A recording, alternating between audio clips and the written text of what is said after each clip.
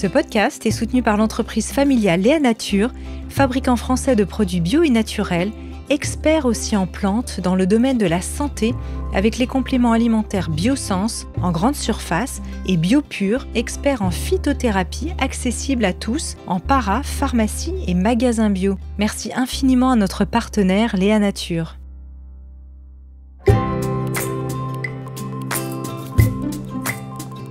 Bienvenue dans la saison 5 de Métamorphose, le podcast qui éveille la conscience. Au fil des semaines, je vous invite à découvrir avec moi des sujets inspirants, portés par des personnalités lumineuses pour cheminer ensemble vers un éveil des consciences. Métamorphose, le podcast qui éveille la conscience. Tous les lundis et jeudis, dès 7h.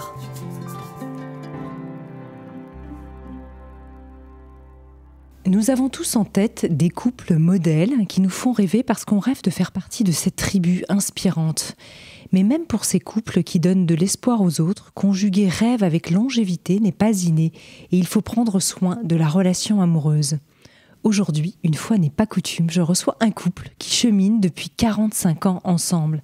Elle, passionnée par la transmission, a enseigné pendant 30 ans et accompagne aujourd'hui comme thérapeute les personnes à se déployer tant dans leur vie professionnelle que personnelle, avec le processus des constellations systémiques et familiales. Lui, banquier durant 23 ans, puis conférencier, coach et auteur du best-seller « Ce que l'argent dit de vous » est la référence de la relation à l'argent en francophonie.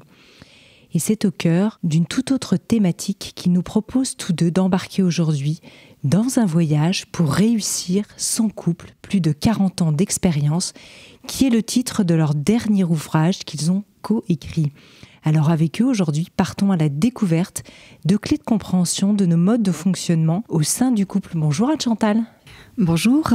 Bonjour Christian. Bonjour Anne. Alors je reçois aujourd'hui deux amis, Anne-Chantal et Christian Junot, pour nous parler du couple. Est-ce que c'est votre première interview sur le sujet ? Non, pas vraiment. On s'est déjà fait interviewer pour des sommets. D'accord. En lien avec le couple. En lien avec le couple. Christian, tu accompagnes d'habitude plutôt des particuliers et des professionnels à réajuster leur relation à l'argent. Anne-Chantal, toi plutôt des personnes à se connecter à leurs sources pour se déployer dans leur vie pro et leur vie perso. Pourquoi et comment avez-vous décidé d'écrire ce livre sur le couple qui est auto-édité, je ne l'ai pas dit, chez Publishroom Factory, réussir son couple, 40 ans d'expérience. Alors, on n'est déjà pas d'accord sur qui a eu l'envie ouais. Au départ. Qui est la source de ce livre ? Christian dit que c'est moi, moi je dis que c'est lui, mais en fait, on a fait beaucoup de formations, appris beaucoup de méthodes ensemble, et beaucoup de personnes venaient vers nous en disant « Ah, ça nous inspire de vous voir ensemble, c'est inspirant, vous êtes un couple inspirant ». Ce qui, personnellement, m'étonnait toujours, parce que j'avais juste l'impression qu'on était un couple comme les autres. Mais ça faisait envie de voir qu'on cheminait ensemble, en fait. Et je crois que l'envie, elle est plus venue de répondre à cette inspiration que les gens avaient en nous regardant fonctionner, qu'au départ, te dire... on va... voilà, je pense que c'est plus venu de l'extérieur que de nous au départ. Et d'ailleurs, vous le dites au début, vous dites finalement, on semble un couple modèle, mais on s'aperçoit tout en écrivant ce livre qu'il y a des dysfonctionnements, peut-être Christian, là-dessus. Ben oui, c'est-à-dire qu'il y a toujours ce qu'on voit de nous et puis la réalité derrière le rideau. Et évidemment, je crois que tout couple connaît ces espaces un peu plus compliqués et nous n'échapperons pas à la règle. Pour autant, votre livre s'appelle « Réussir son couple », ce qui peut mettre un petit peu la pression. Faut-il réussir le couple ? Est-ce que c'est une forme de contrainte ou d'injonction ? Non, pour moi, c'est de loin pas une injonction. Et dans la réussite, parfois, on voit l'objectif.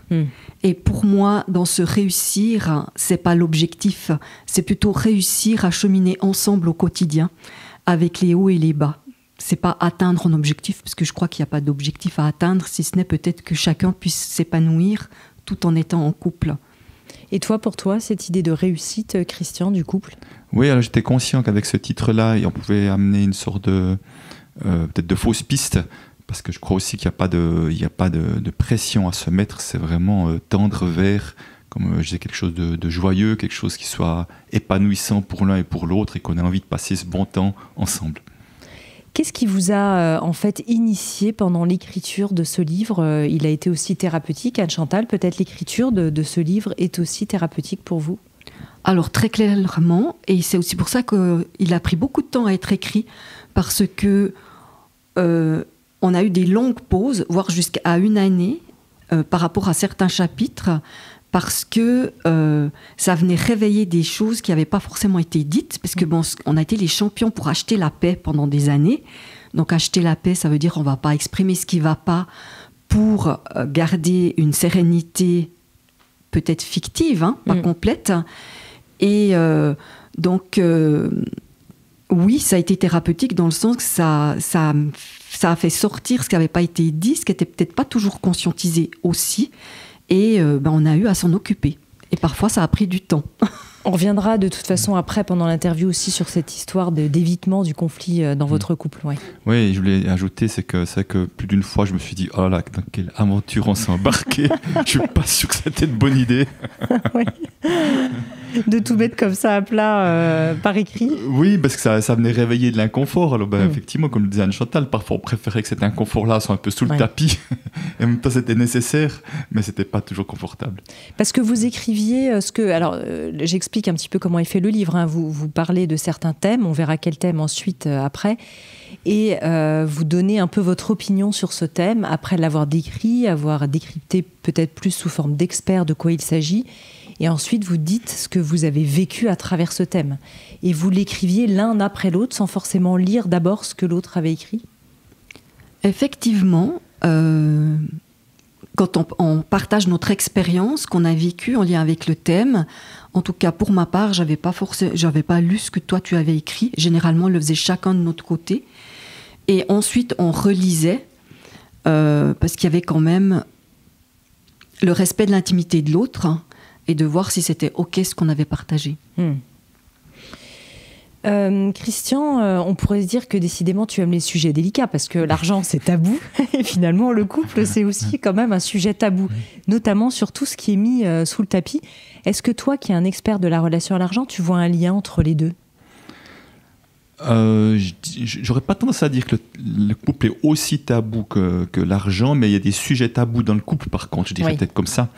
Non, je dirais pas forcément qu'il y ait de lien direct entre les deux, si ce n'est juste d'oser s'exprimer avec ses problématiques d'argent, comme d'oser s'exprimer avec ses problématiques de couple. Donc c'est vraiment ce pas qui me paraît nécessaire et important.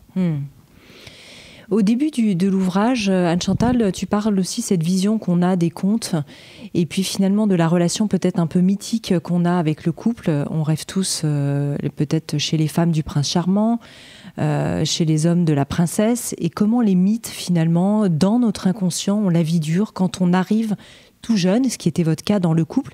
Vous êtes rencontrés à 16 ans, c'est ça ? Alors, on s'est rencontrés vraiment pour la première fois à l'âge de 12 ans. Notre relation de couple a commencé, on avait 16 ans et demi. Après 2 essais, comme ça se passe à cet âge-là aussi, mais oui. Voilà. Pour moi, en tout cas, moi, ça m'a impactée parce que j'étais assez friande de romans d'amour. Le beau prince charmant, c'est l'amour fou, on vit que l'un pour l'autre. Et de pas être là-dedans, déjà parce que nous, on se connaissait depuis plus de 4 ans quand on s'est mis ensemble, donc il n'y avait pas cette découverte de l'inconnu, et peut-être cette intensité qu'il peut y avoir de l'inconnu.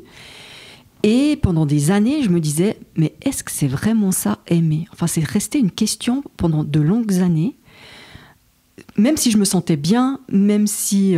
il y avait un sentiment d'amour, mais je ne savais plus trop si c'était de l'amitié, si c'était de l'amour, si c'était... Voilà, ça me questionnait jusqu'à un événement où j'ai vraiment pris conscience que, oh oui, je tenais beaucoup à Christian et qu'il y avait vraiment de l'amour là derrière. Ouais. Et toi, Christian, comment est-ce que tu arrivais dans ce couple ? Quelles images tu avais un peu d'Épinal ou qui t'habitaient ? Alors, je ne sais pas si j'avais cette histoire de conte de fées, mais en tout cas, j'avais une forme d'idéalisation un doux rêveur, ce qui fait que chaque fois que j'ai une copine depuis l'âge de 12 ans, et c'était le cas, la même chose avec Anne-Chantal, je pensais que ça allait durer toute une vie. Tu vois, c'est jamais je m'entrais dans une relation pensant que ça allait durer 2-3 semaines ou un mois. Et pour moi, je me disais, si ça marche un jour, il n'y a pas de raison que ça ne marche pas demain et après-demain. Donc, c'est vrai que ça peut faire très peur, cette perspective tout de suite de voir loin. En tout cas, je sais que pour toi, ce n'était pas toujours confortable, que tu me voyais déjà avec mes grandes idées. Non, ça me faisait peur, vraiment. Et pour moi, j'ai jamais imaginé, quand on s'est mis ensemble à 16 ans et demi, que ça allait perdurer aussi longtemps. Parce que je crois que je ne serais pas partie sinon. Ça m'aurait fait beaucoup trop peur. Ah oui. Alors pour recontextualiser vos débuts, vous emménagez finalement ensemble assez rapidement. Vous êtes assez jeune. À ce moment-là, Christian est encore étudiant. Et toi, Anne-Chantal, tu es déjà dans la vie active. Tu es enseignante et tu exerces déjà ton métier. Oui, en fait, ça faisait quand même déjà plusieurs années qu'on était ensemble, d'ici que j'ai eu mon papier puis que je puisse travailler. Et on avait hâte de vivre chez nous, d'avoir notre chez nous. Et donc, sitôt que j'ai eu un travail et un salaire, on s'est cherché un appartement pour être ensemble et vivre de manière vraiment indépendante. Hein. Parce qu'avant, on a quand même fait pas mal de temps avec des bagages sans arrêt. J'allais chez lui, il venait chez moi...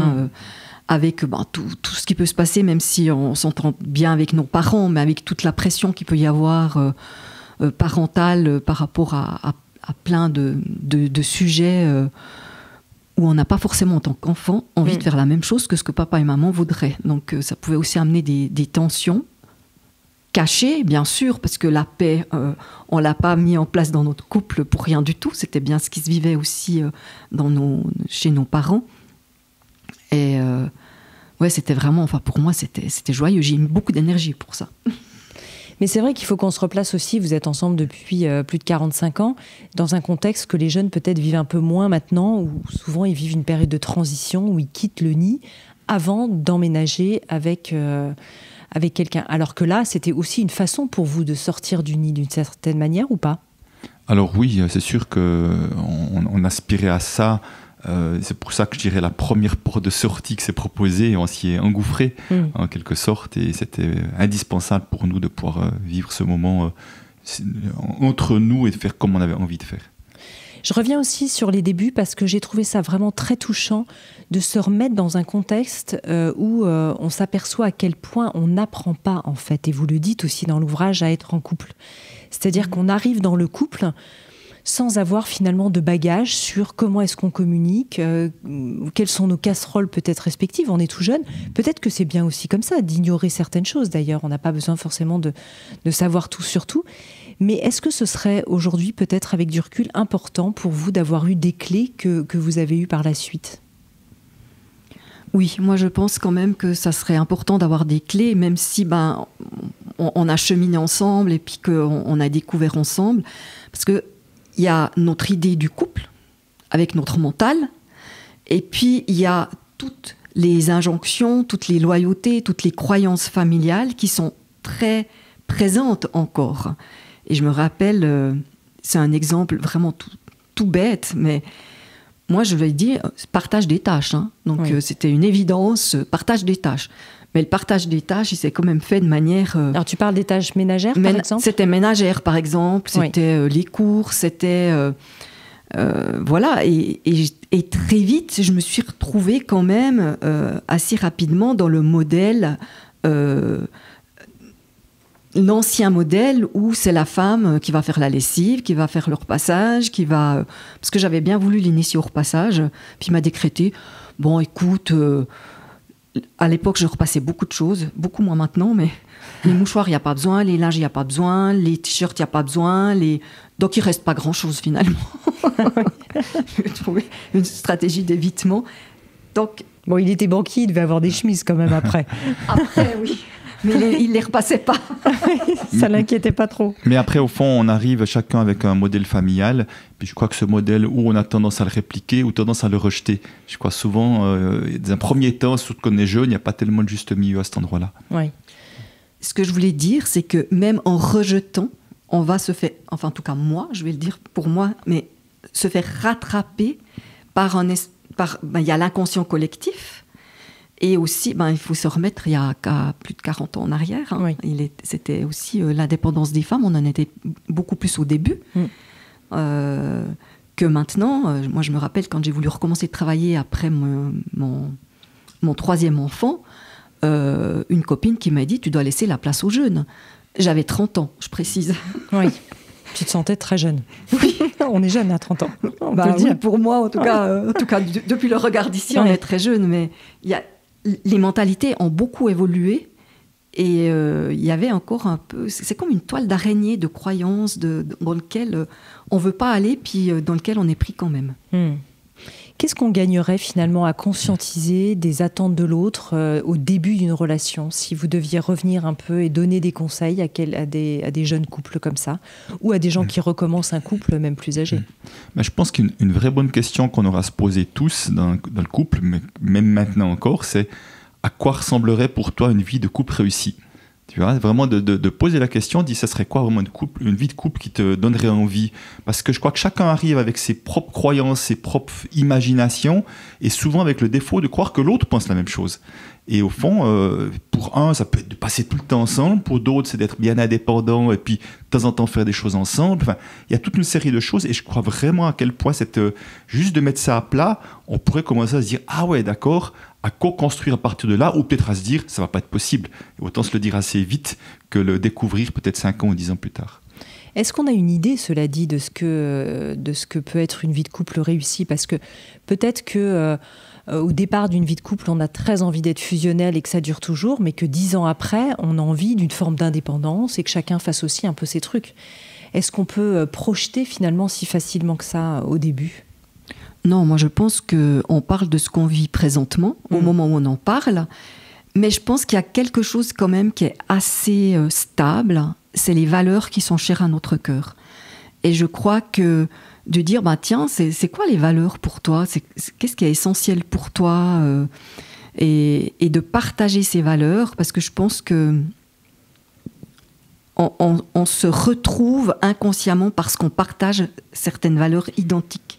Et de pouvoir les mettre à jour peut être aidant aussi dans les moments plus difficiles de se rappeler quelles sont les valeurs qu'on a en commun et qu'on a eu envie d'honorer, je dirais, et de vivre ensemble. Vous avez fait des bilans assez réguliers comme ça dans votre couple de manière spontanée, ou c'est quelque chose qu'il faut presque programmer pour s'y tenir? Alors, peut-être je dirais la chose suivante, c'est que je crois que le défaut pour beaucoup de couples, c'était le nôtre parfois, c'est que c'est dans les moments où c'est compliqué qu'on a tendance à mettre les choses à plat. Et que ça se fait à partir d'un endroit où un ou l'autre en a ras-le-bol, et puis c'est pas des moments peut-être les plus constructifs, mais c'est en même temps nécessaire de le faire. Donc c'est vrai qu'idéalement, je pense que ce serait mieux de se faire des bilans organisés pour pouvoir se préparer déjà et le faire à partir d'un espace qui est plus tranquille. Moi, je peux qu'abonder. On a fait régulièrement des bilans, mais généralement, c'était dû à un ras-le-bol de l'un ou de l'autre. Souvent de moi, d'ailleurs. C'est plutôt moi qui ai amené les bilans dans notre couple. Il y a une grande question, je trouve, qui est fondamentale et que vous abordez dans ce livre, y compris en 4e de couverture de votre livre, c'est le couple est aussi et surtout un chemin de guérison de soi, de croissance intérieure. Et c'est vrai que cette question qui peut tous nous tarauder, il n'y a pas longtemps, je recevais dans l'émission Métamorphose une philosophe qui est venue, Marianne Chaillan, qui est venue avec brio nous parler de l'amour.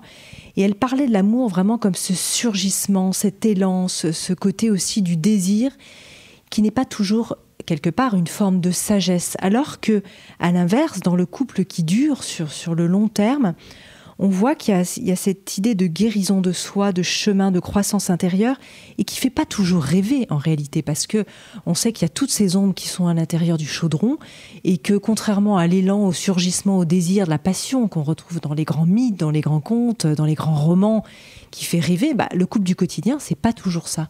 Et pourtant, on y trouve là un chemin, malgré tout, d'harmonie et de joie, j'imagine. Oui, alors, je crois qu'on l'a écrit dans le livre, pour moi, souvent, au départ, on va chercher chez l'autre ce qu'on n'arrive pas à se donner de nous à nous. Et ça marche quelque temps. Bien sûr, dans le début de la passion, il n'y a que l'autre, on voit que ça. Et avec le temps, on se rend compte qu'il n'arrive pas vraiment à nous donner ce qu'on aimerait. En tout cas, pas de la manière dont on voudrait. Et il y a la déception qui arrive. Et je pense que tout se joue à ce moment-là. C'est OK, est-ce que de cette déception, on peut en faire quelque chose et cheminer et grandir à l'intérieur de soi? Ou alors, je décrète que c'est pas celui qui est pour moi et puis petit à petit ça se dilite et je vais recommencer avec un autre compagnon. Mais je pense qu'à un moment donné, pour que ça dure dans le temps, il y a cette responsabilité individuelle. Et chacun est responsable de son propre cheminement. Et après, à deux, on va être responsable de ce qu'on va faire de notre couple. Et pour moi, le couple, c'est la personne qu'on côtoie le plus. C'est celle avec qui on va avoir tous les petits trucs, tout bêtes, les cheveux qui traînent dans le lavabo, la vaisselle qui n'est pas rangée. C'est tous des tout petits détails et qui en même temps viennent réveiller ce qui à l'intérieur de nous n'est pas OK, ce qui peut être essentiel pour nous, qui ne l'est pas pour l'autre. Et toutes ces petites choses nous permettent de se dire, tiens, là, il y a un truc qui n'est pas OK. Pourquoi ce n'est pas OK pour moi? Qu'est-ce que je pourrais demander à l'autre? Comment on peut cheminer ensemble par rapport à ça? Et ce n'est pas forcément des grands chamboulements, c'est tous ces petits détails du quotidien qui viennent nous gratter et où il faut aller voir, tiens, pourquoi ça gratte? Christian, comment est-ce que le couple, et c'est aussi un thème dont vous parlez beaucoup, et c'est ce que dit aussi en trame de fond Anne-Chantal, nous renvoie à notre insécurité ou notre besoin de sécurité intérieure, qui est donc une forme d'insécurité quelque part, à la fois dans le « je reste en couple », même si je sens que l'amour amoureux n'est plus forcément là, par besoin de sécurité. Comment discerner tout ça? C'est finalement assez complexe. Oui, c'est sûr. Alors déjà, je pense pour tous ceux qui ont une grande peur de se retrouver seuls, on peut vite rester dans une situation qui ne nous convient pas, juste parce que cette peur-là est trop grande. Et ça, je l'ai vu pour beaucoup de monde. Après, évidemment, il y a tout l'aspect matériel aussi, puisque comme beaucoup ont tendance à projeter leur sécurité sur l'argent, au fond, le risque, effectivement, c'est que si tout à coup ça ne va pas, je risque de perdre ma sécurité financière, puisque peut-être on est deux à amener de l'argent, c'est le cas la plupart du temps chez nous, dans un couple aussi. Et ça vient réveiller l'insécurité qui est déjà là, mais ça vient encore la renforcer juste à l'idée que si ça ne fonctionne pas, il y aura des conséquences qui me font tellement peur. Donc tout ça fait qu'on pourrait avoir tendance à se raconter des histoires pour faire croire que ça ne va pas si mal que ça, juste par peur des conséquences, si effectivement on voyait les choses en face. Ça, c'est des choses que vous avez expérimentées, vous, dans votre chemin? L'insécurité? Oui, moi, très fort, très fort au moment où Christian est allé voir ailleurs.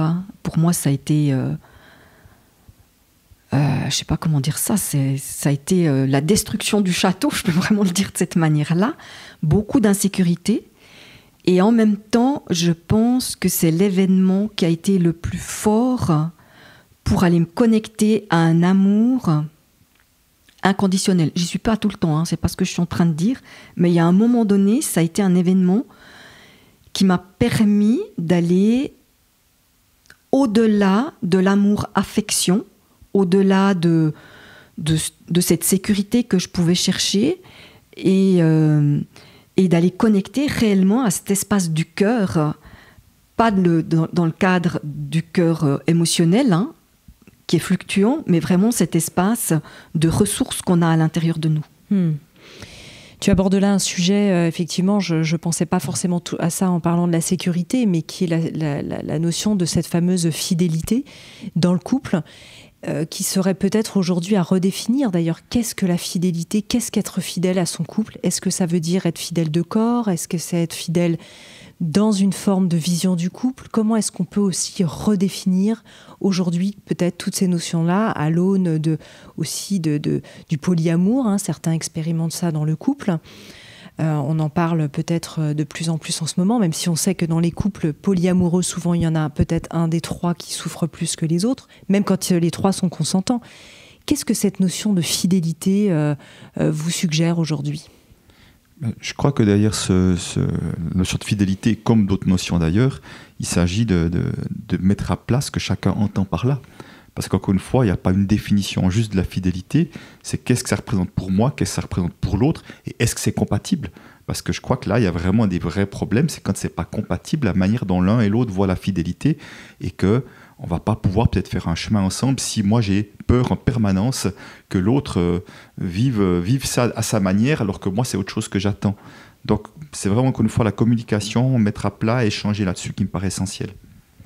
Est-ce qu'on se guérit justement de l'infidélité quand elle n'est pas au départ dite dans le couple tel quel ? Je sais pas si on peut en guérir complètement, je suis pas sûre. Je parle que de mon expérience, il y a une petite crainte qui est là. Et en même temps, ce que je peux observer, c'est que, en tout cas, j'ai vraiment pu cheminer. J'ai aussi pu revenir régulièrement auprès de Christian en lui disant « Moi, j'aurais besoin de cela, est-ce que tu peux me le donner ?» Il a dû faire son propre chemin aussi par rapport à ce que moi j'entendais par fidélité, ce que j'avais envie d'entendre de sa part par rapport à ces événements. Et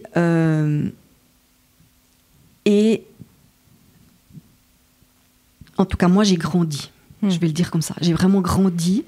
J'ai vraiment aussi... je me suis dit, ah ben tiens, est-ce que je pourrais vivre seule ? Enfin, j'ai été traversée de plein de questions dans ce moment-là. Et ce que je trouve qui a été le plus compliqué pour moi, qui va peut-être paraître bizarre, c'est que qu'on soit un homme ou une femme trompé, dans la société, le message qu'on entend, c'est pas possible, ça doit s'arrêter là, et moi, je me sentais... Oui, que c'est la fin du couple. Ouais, exactement. Et de vouloir aller vers quelque chose de différent, et en ayant partagé mon expérience, je me rends compte qu'il y a plein de couples qui traversent ce genre d'événements, qui sont tus, et qu'il y a plein de couples qui restent ensemble quand même, après dans je ne sais pas quelles conditions, mais en tout cas qui restent ensemble. Et ce poids ça ne se fait pas, de la morale quelque part. Ça ne se fait pas, donc celui qui l'a fait, il doit le payer, et puis l'autre, c'est la victime. On entre dans ce schéma, il y a un bourreau, il y a une victime.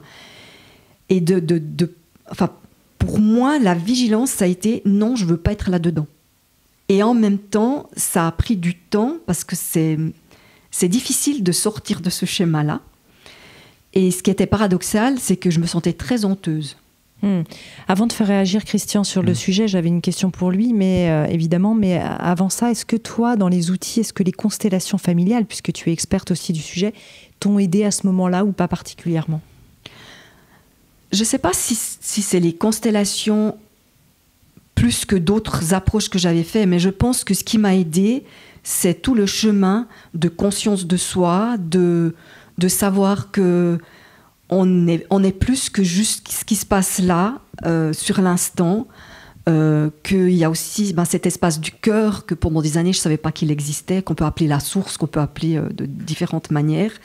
Ça, pour moi, a été vraiment une ressource, et c'est depuis cet espace-là que j'ai pu traverser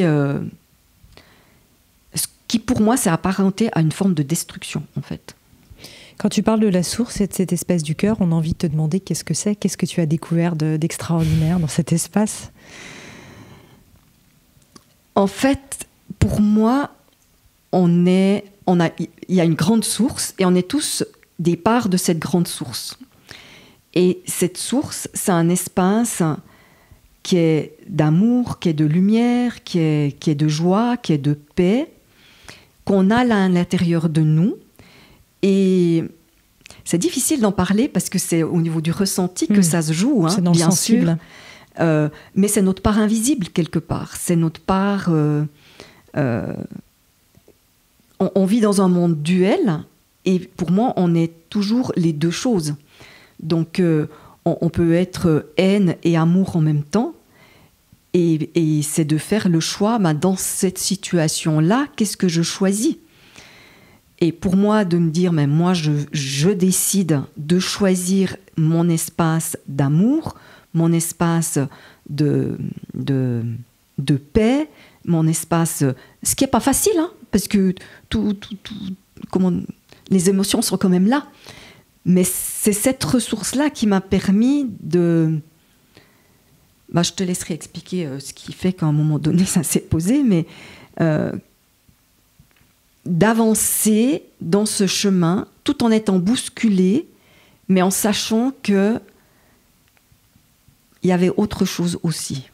Il y a eu presque comme un cadeau qui a pu émerger in fine de ça, même si j'imagine que tu n'aimerais pas forcément le revivre, évidemment, mais est-ce qu'il y a quelque chose qui a porté du fruit à travers ça pour toi ?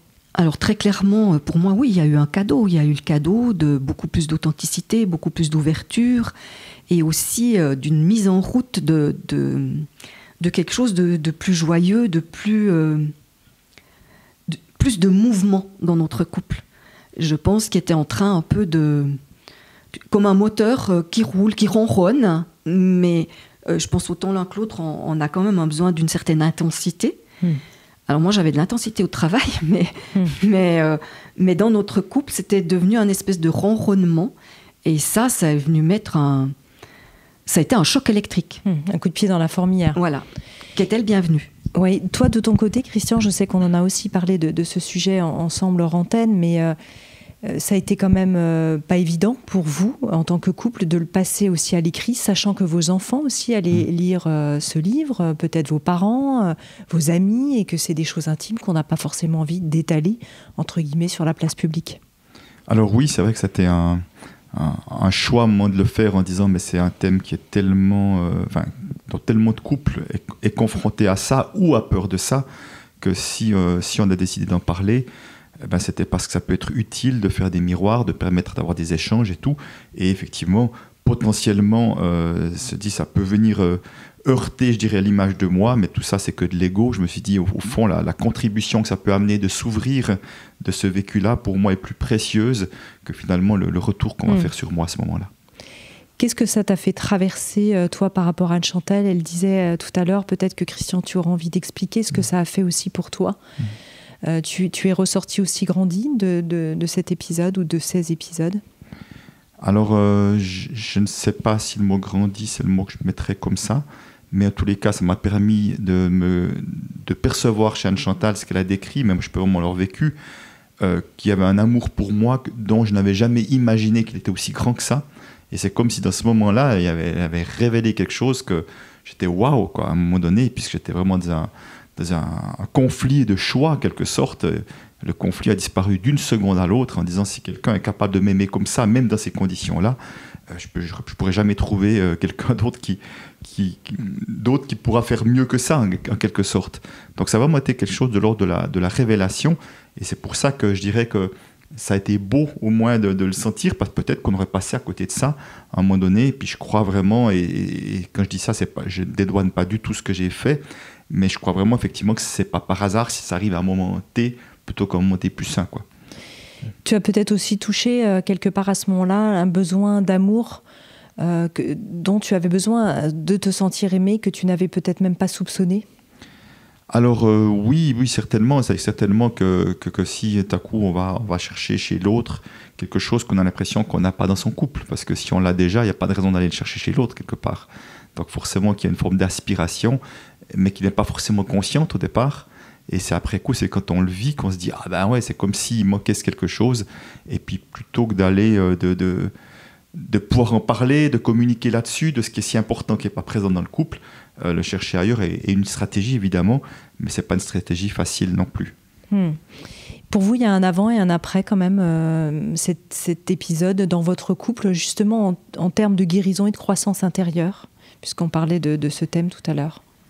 Alors pour moi, l'avant et l'après, ça a vraiment été, au début de l'interview, on parlait de mettre sous le tapis, et très clairement, en tout cas pour moi, j'ai arrêté de mettre sous le tapis.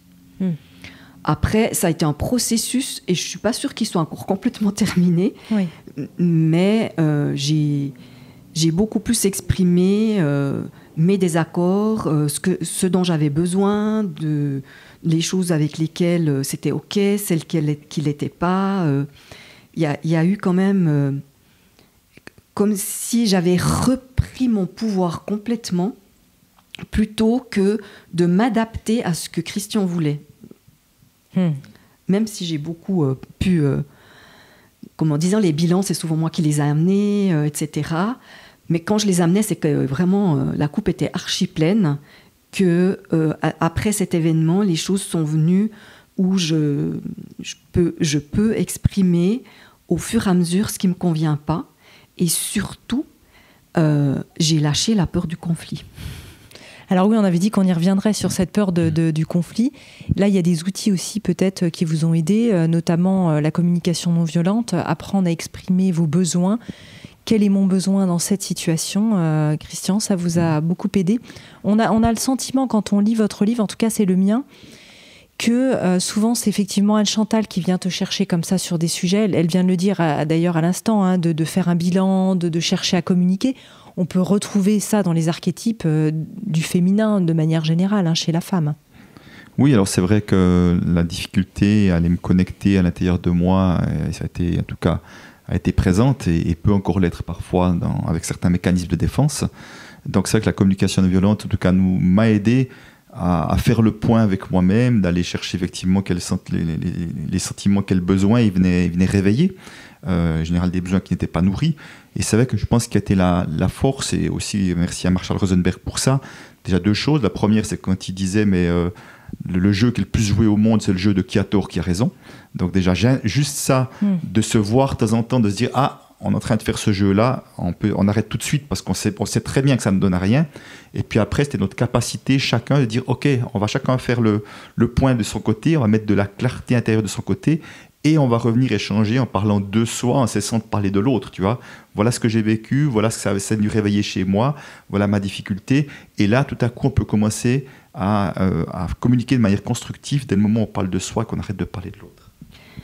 J'ai envie d'ajouter, quand il disait cette difficulté à aller mettre des mots sur ce qu'il vivait à l'intérieur de lui, pour moi aussi, le chemin, ça a été de vraiment réaliser que c'est pas qu'il voulait pas partager, c'est qu'il y a des moments où il peut pas. Et que c'est pas contre moi, c'est pas parce qu'il a pas envie, que juste et ça t'arrive de me dire je suis désolée mais je peux pas t'en dire plus. Et avec mon énergie quand même d'hypersensible et féminine aussi, il y a des moments où j'aurais envie d'aller titiller. J'aimerais aller titiller, ouais. J'aimerais que ça aille un peu plus loin.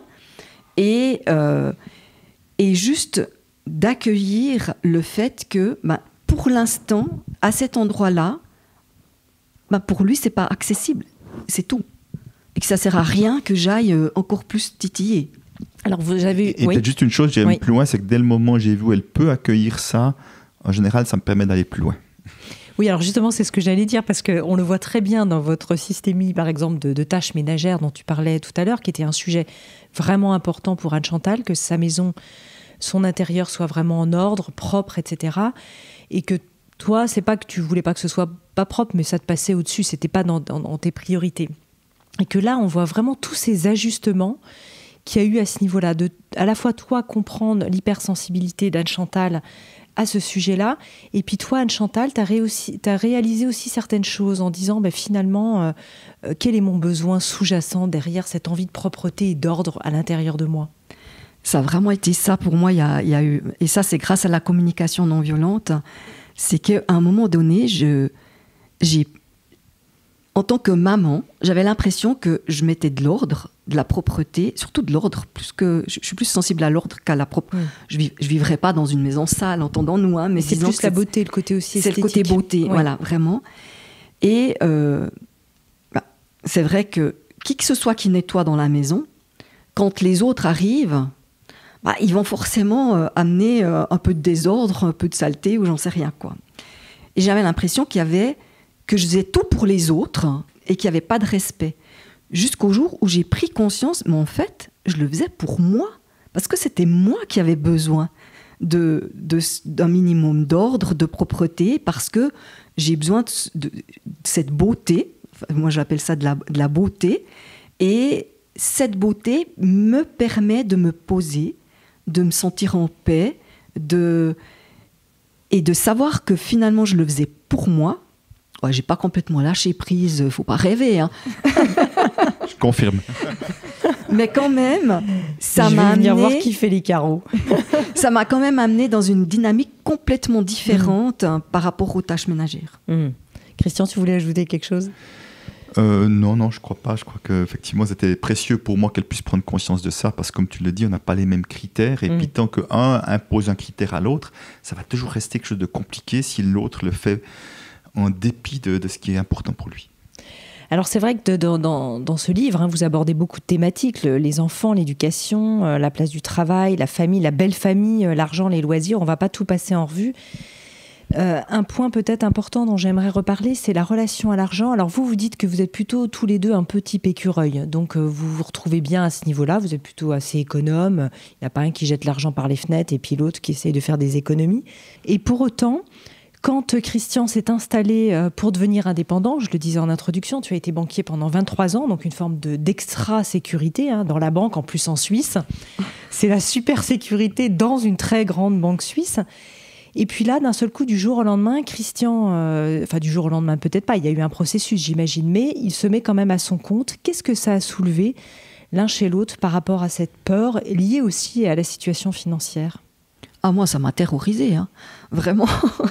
À l'époque... T'avais quel âge à ce moment-là, Christian, quand tu as passé le pas ? 49 ans. D'accord, oui, donc tu n'étais pas, entre guillemets, jeune, dans le sens entrepreneur. C'est plus rare, les reconversions d'entrepreneurs, un peu plus sur le tard.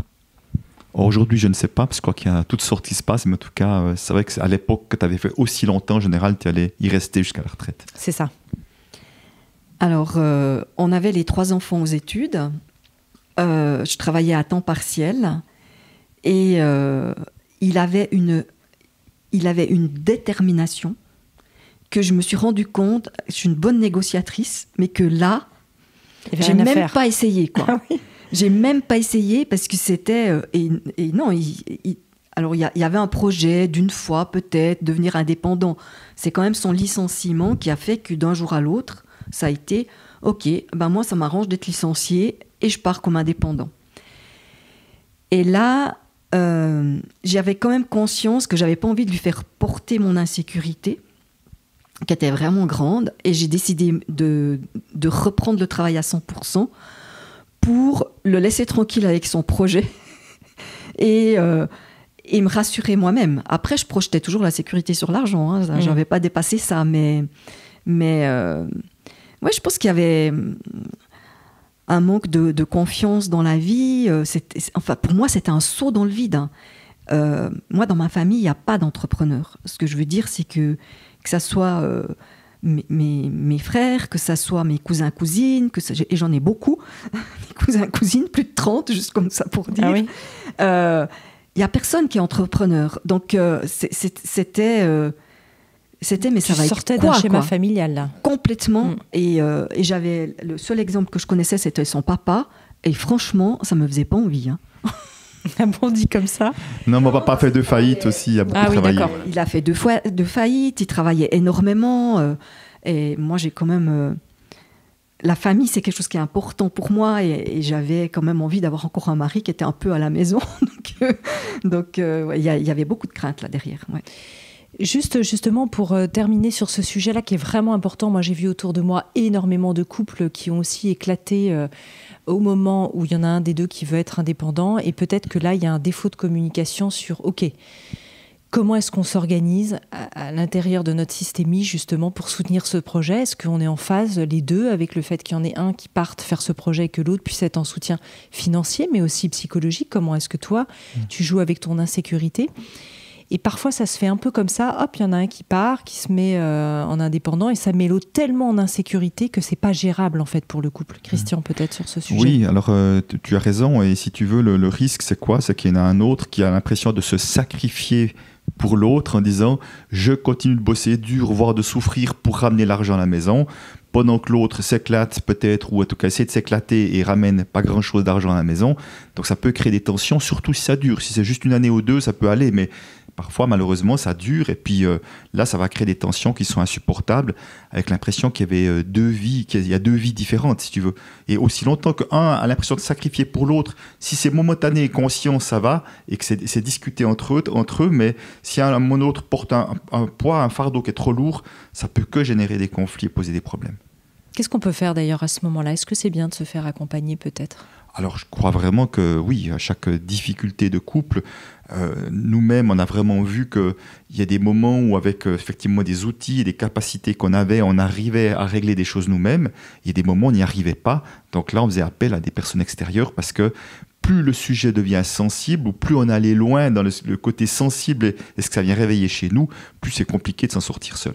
Peut-être sur le sujet de la sexualité, on a parlé de la fidélité tout à l'heure, sur la sexualité, sans rentrer évidemment dans votre intimité, c'est pas le propos de cette interview, de ce parcours-là, mais c'est vrai que là encore, et vous le dites, c'est très intéressant d'ailleurs dans le livre, vous parlez de la docteure Catherine Solano, qui est sexologue, qui dit qu'il y a des idées reçues qui sont toxiques sur la sexualité des couples. Oui, que ça soit au niveau du rythme, que ça soit au niveau de l'intensité, que ça soit sur ce qui se fait, sur ce qui se fait pas, en fait, il y a plein d'idées qui sont portées dans la société. Alors, il y a les idées romantiques qu'on va trouver dans les livres, plutôt justement les romans d'amour, mais il y a aussi des idées qui viennent plus du côté pornographique. Et ça... Eh bien, ça veut dire, comme toute chose, chacun arrive avec ses idées de comment ça devrait être. Et avec peut-être une pression de « ça doit être comme ça ». Et je crois que là aussi, je pense que la communication, pour moi, c'est le fil rouge tout le temps. C'est de partager et de dire « Tiens, moi, ça me convient quand ça se passe comme ça me convient pas de cette manière-là.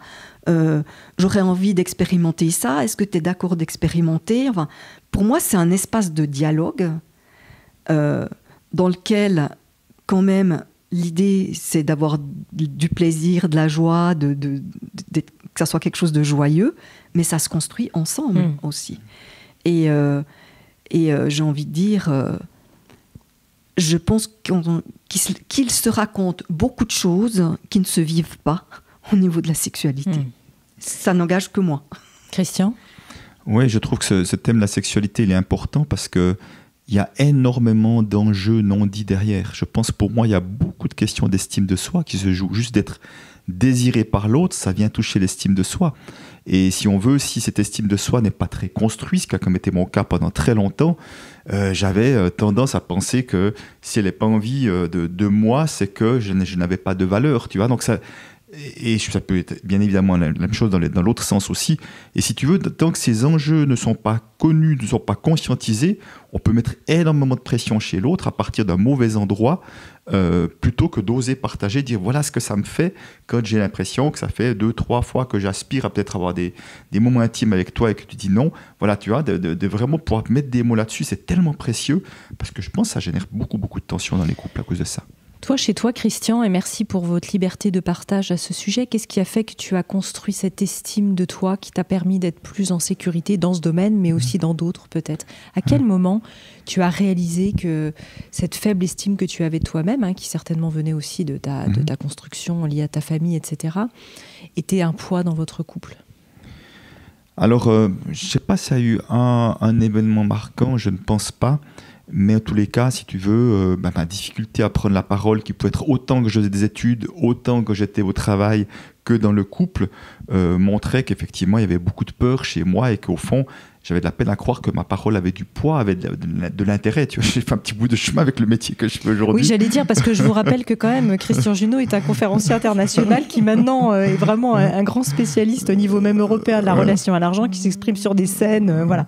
On ne peut pas croire quand tu dis ça, effectivement. Oui, mais c'est vrai, tu sais, mais je n'ai pas posé une question en 4 ans à l'université, pour te dire. Tellement j'étais traumatisé à l'idée que ce que je dis n'avait pas de sens, était mal vu, exclu, que je sois ridiculisé, je ne sais pas quoi. Donc ça montrait vraiment une construction intérieure qui était vraiment quand même pas très solide. Donc je crois vraiment que ce qui aide, c'est d'oser de sortir de sa zone de connu pour oser faire des pas à l'extérieur, oser faire des choses qu'on n'a pas l'habitude de faire.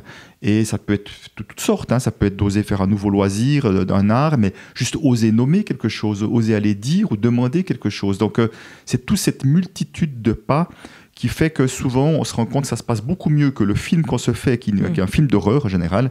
Et à force d'accumuler des choses comme ça, j'ai pu voir effectivement petit à petit que je portais des choses qui avaient de l'intérêt, de la valeur, et que les autres me le renvoyaient, parce que souvent ça commence par les autres avant qu'on puisse le voir chez soi, et petit à petit habiter. Mais c'est vraiment un processus qui n'est jamais terminé, évidemment.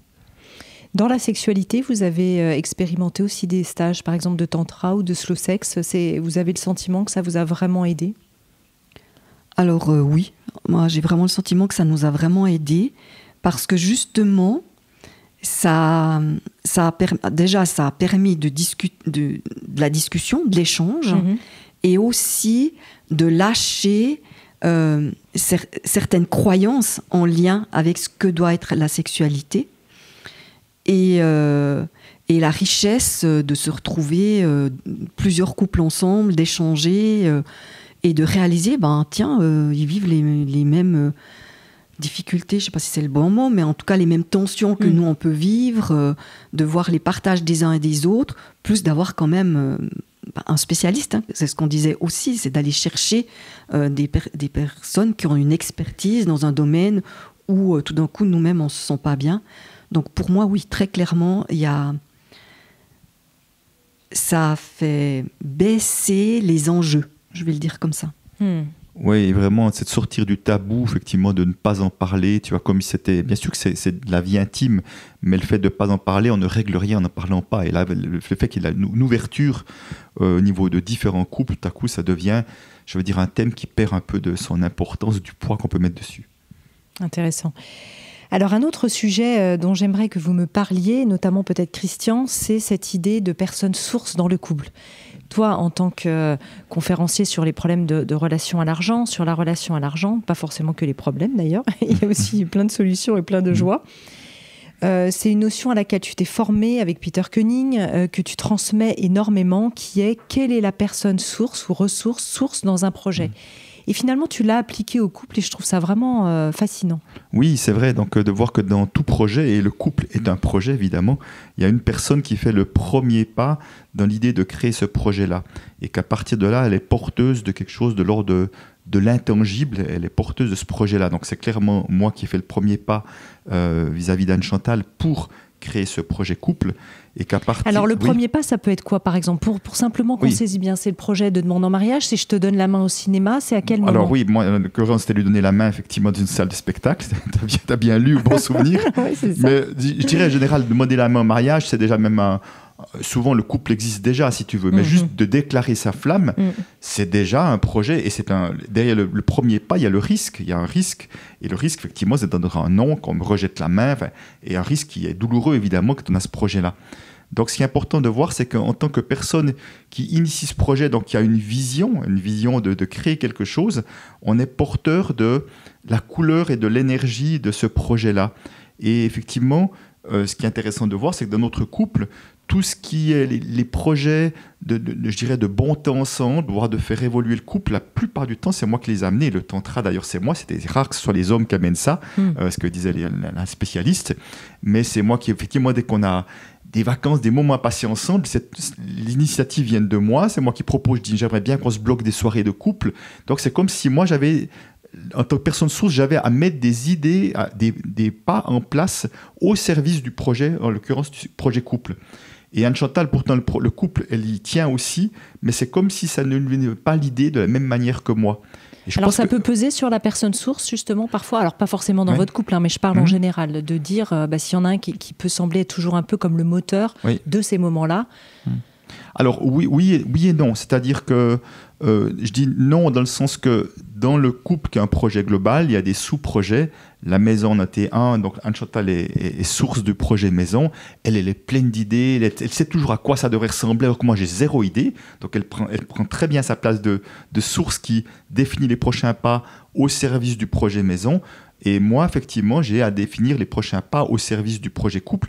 Et vraiment, ce qui arrivait, c'est qu'à un moment donné, et par rapport à la situation qu'on a évoquée tout à l'heure, c'est qu'à un moment donné, quand j'ai mis beaucoup d'énergie dans mon projet professionnel, par exemple, à un moment donné, j'ai commencé à mettre moins d'énergie dans le projet couple. Et tu vois, je donne l'image du feu. Si tu cesses de mettre des bûches dans le feu va s'étioler. Et quelque part, je vois bien que j'étais responsable aussi de cesser de mettre de l'importance à ça et de continuer d'amener cette vibration dans le couple. Parfois, il n'y a plus forcément l'élan de nourrir le couple, non pas parce qu'il n'y a plus d'amour entre les protagonistes, mais parce que ça s'est un peu éteint, c'est un peu encéphalogramme plat, et puis qu'on est tellement occupé par des activités peut-être excitantes. Entre-temps, Anne-Chantal, on ne l'a pas dit, mais s'est mise évidemment à son compte. Après, est-ce que t'as fait vivre une petite sécurité, une petite insécurité? Tiens, je fais une petite parenthèse. Mais non, alors, pas du tout, puisque moi, c'était pas du tout un problème à ce niveau-là. Et moi, je dirais que je pense qu'aujourd'hui, c'était le moment clé pour notre couple, c'est le fait qu'elle se mette à son compte.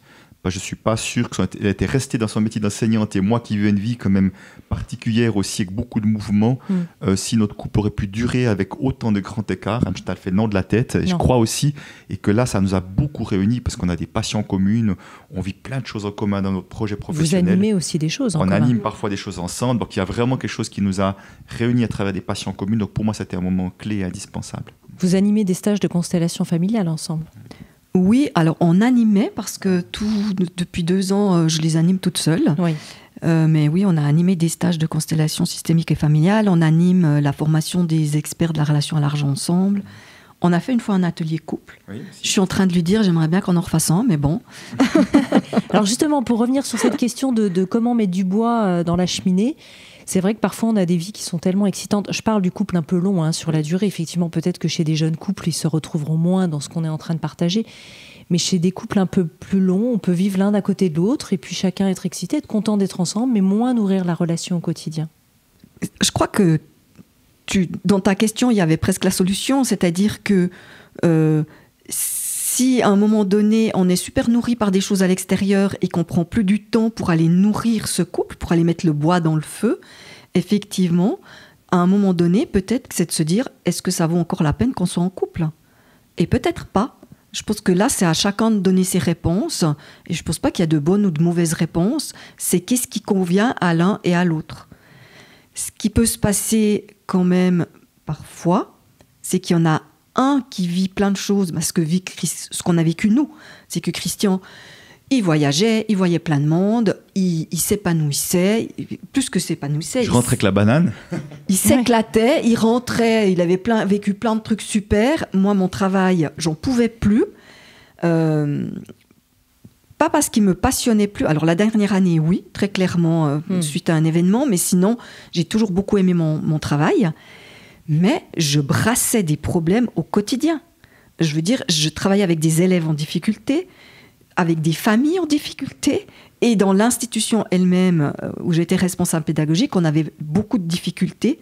Oui, c'était compliqué, oui. Donc c'était, en fait, moi je ramenais que des problèmes. Vous étiez vraiment, décalé. On était complètement décalés, et il était très content que j'arrête, parce que ça faisait 2-3 ans qu'il me disait, t'es arrivé au bout, tu devrais arrêter. Mais moi, j'étais pas prête. Il y avait cette insécurité financière, le fait d'être indépendante. J'avais pas envie de dépendre de lui, financièrement parlant. Enfin, il y avait plusieurs choses qui se jouaient, qui n'étaient pas forcément conscientisées sur le moment. Intéressant. On s'approche de la fin de ce podcast, de cette émission. Peut-être on refera un tome 2 parce que j'ai encore beaucoup de questions à vous poser, notamment vis-à-vis des enfants, puis quand les enfants sortent du nid. Mais c'est aussi l'idée de ces podcasts, c'est qu'ensuite on puisse avoir votre livre comme ressource. Peut-être pour terminer, des outils, on en a parlé de certains. Tu as mentionné à un moment donné aussi, Anne-Chantal, le triangle de Karpman avec victime, bourreau, sauveur. Quels outils, puis la communication non violente, les constellations systémiques et familiales, quels outils vous ont vraiment apporté une grande différence l'un et l'autre, peut-être rapidement? Alors pour moi, je pense que la communication non violente, ça a déjà été le premier, parce que de pouvoir se parler, alors au départ, il faut prendre un temps, parce que chacun de son côté, parce que ça prend, déjà, faut apprendre, hein, c'est vraiment un apprentissage, c'est s'exprimer d'une manière très différente de ce qu'on a l'habitude dans notre société.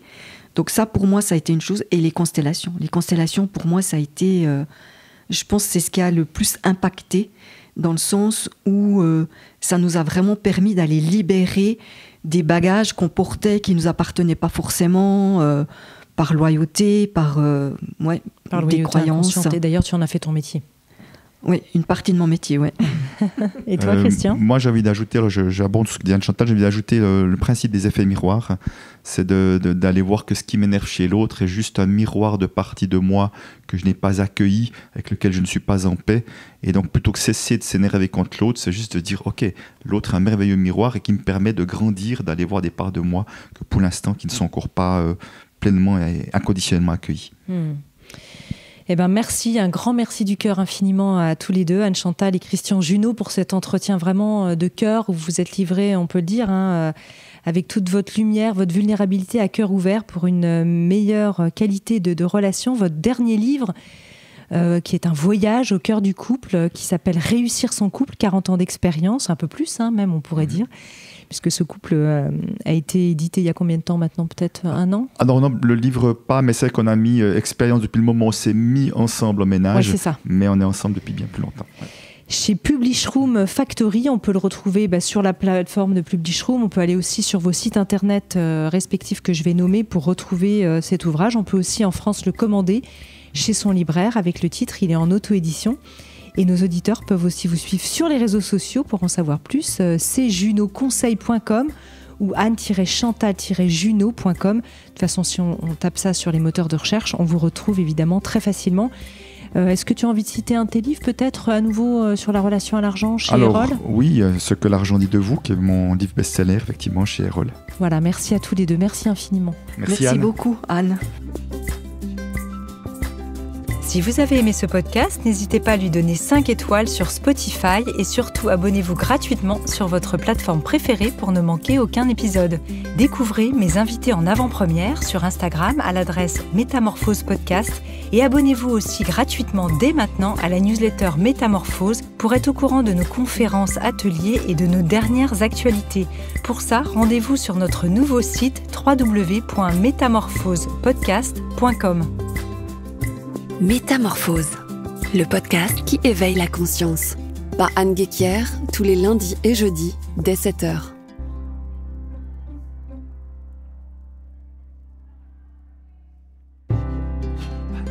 Je remercie chaleureusement notre partenaire Léa Nature, premier fabricant français indépendant de produits bio et naturels en alimentaire, cosmétiques, hygiène, diététique et santé. Une entreprise familiale engagée dans une démarche de philanthropie environnementale portée par l'adhésion de leur marque bio au collectif mondial 1% for the Planet et leur fondation d'entreprise.